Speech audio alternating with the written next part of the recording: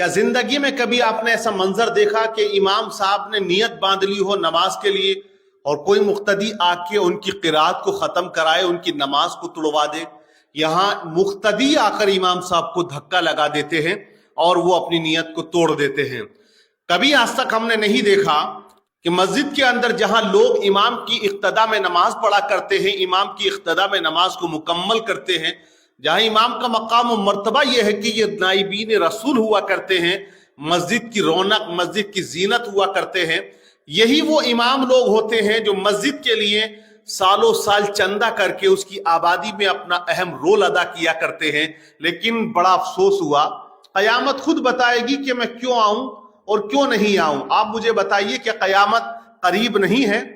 آج جو ہم اپنی شکایتیں کرتے ہیں، اپنے پست ہونے کی شکایت کرتے ہیں، اس کا خاص ریزن یہ بھی ہے کہ ایسے آج ہمارے سماج میں منافق ہیں، ایسے غدار ہیں کہ جو اپنے نائب کا، اپنے قائد کا احترام نہیں کیا کرتے۔ اگر آپ کو کسی سے امام سے رنجش ہے، مخالفت ہے، کیونکہ ظاہر سی بات ہے امامت کا عہدہ بڑا عہدہ ہے، وہاں چھوٹی چھوٹی باتوں کا بھی بڑا بڑا ایشو بنا لیا کرتے ہیں لوگ۔ میں بات یہ کر رہا ہوں، یہ کہیں کا ویڈیو ہے، مجھے علم نہیں یہ کہاں کا ہے، جسے پتا ہو وہ ضرور کومنٹس کر کے اس بستی کا بھی ایڈریس دے تاکہ پتا تو چلے کہ کہاں کہاں کون کون سی بستی اماموں کے ساتھ میں کیسا سلوک کرتی ہے۔ اب اس میں ہونا کیا چاہیے؟ دیکھیے یہاں امام صاحب کے ساتھ بے حد بدتمیزی کی گئی ہے، تو اب ہونا کیا چاہیے؟ پوری بستی جو ذمہ دار ہیں ان کو یہ ہونا چاہیے اس انسان کا مکمل طریقے سے بائیکاٹ ہونا چاہیے، قانونی کارروائی اس پر ہونی چاہیے اور اس کا حقہ پانی بند کر دینا چاہیے، اس کے بعد ہی امام کو وہاں رکھیں۔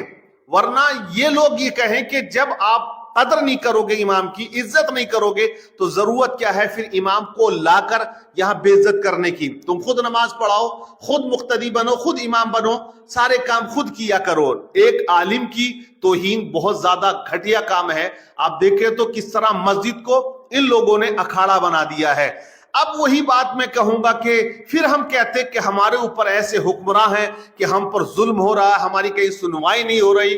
میرا ماننا تو یہ ہے کہ تیرے عمل سے ہے تیرا برباد ہونا، ورنہ مشکل نہیں ہے مشکل آسان ہونا۔ اور جب ہم کہتے ہیں یا اللہ میرا حال دیکھ، تو آواز آتی ہے کہ پہلے اپنے اعمال دیکھ، تو اعمال بہت زیادہ خراب ہیں۔ ایک جگہ کی نیوز میں آپ کو بتا دوں، کاشی پور اتراکھنڈ، یہ اتراکھنڈ کا ایک شہر ہے کاشی پور، اسی کے قریب ایک گاؤں پڑتا ہے، وہاں اب تک 45 اماموں کا جائزہ لیا جا چکا ہے۔ جہاں تک میری نالج میں بات آئی، اس میں یہ بتایا گیا کہ 45 امام آئے اور وہاں امتحان دیے، ان کو کہا کہ آپ گھر جائیے۔ اس میں بڑے بڑے قابل، مقرر، اچھے اچھے پڑھانے والے، اچھے اچھے امامت کرنے والے، دیکھنے کے اچھے، ساری کوالٹی، پھر بھی ان کا جائزہ لے کر ان کو بھیج دیا جا رہا ہے، امام کا تقرر نہیں ہو پا رہا ہے۔ تو بہرحال ایسی جگہوں پر میں تو یہ کہوں گا کہ علماء کو جانا ہی نہیں چاہیے، بائیکاٹ مکمل طریقے سے کرنا چاہیے ایسی جگہوں کا جہاں اماموں پر زیادہ تنقید کی جاتی ہو۔ لیکن اس گاؤں کے بارے میں یہ بھی بتایا جاتا ہے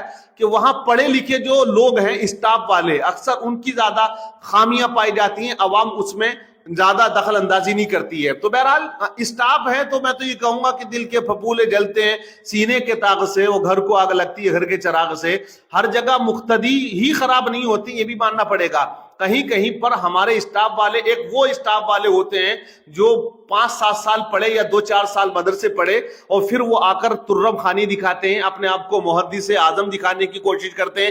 بستی میں وہ چاہتے کہ میرا رولا ہو جائے، مجھے کہیں کہ بڑا متقی، پرہیزگار، قابل، یہ وہ اس میں امام میں کمیاں نکال کر لوگوں کو اپنی طرف مائل کرنا چاہتا ہے۔ میں ان پڑھے لکھے لوگوں سے بھی کہنا چاہتا ہوں، تم تو پڑھے لکھے ہو، تمہاری بستی کا جاہل، تمہاری بستی کا وہ غریب انسان جس کے گھر میں چاول وہ بنتے ہوں جو وہ راشن لے کر آتا ہو راشن کارڈ سے، وہ بھی ایک امام کو نکالنے کی طاقت اور استطاعت رکھتا ہے۔ کیونکہ ہم نے اس عہدے کو بہت ہلکا سمجھ لیا ہے اور اس کی ویلو کو نہیں سمجھا، اور ہم نے کوئی ایسا نظام یا ایسا قانون بھی نہیں بنایا ہے کہ جس کی بنیاد پر کوئی بھی امام سے کچھ کہہ سکے، یعنی کہ کوئی سزا ہوتی، کوئی ایسا معاملہ ہوتا کہ امام سے کہنے کی جرت کرو گے تو یہ معاملہ بنے گا، ایسا کچھ ہے نہیں۔ کوئی بھی آتا اتنگا پتنگا وہ آ کے بدتمیزی کر کے اور مخالفت کر کے وہ چلا جاتا ہے۔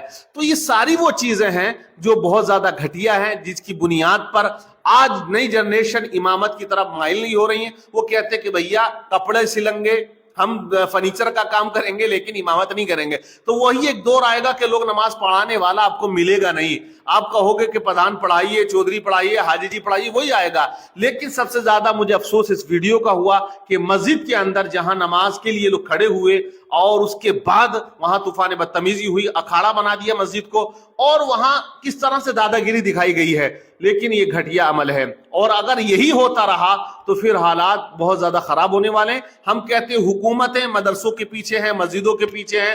بھیا تم کس کے پیچھے ہو؟ تم بھی تو اپنی مسجد کے امام کے پیچھے ہو, علماء کے پیچھے ہو. پیچھا ہونا الگ ہے لیکن پیچھے پڑنا الگ ہے. تو پیچھے نہیں ہو بلکہ پیچھے پڑے ہوئے, تو یہ نہیں ہونا چاہیے.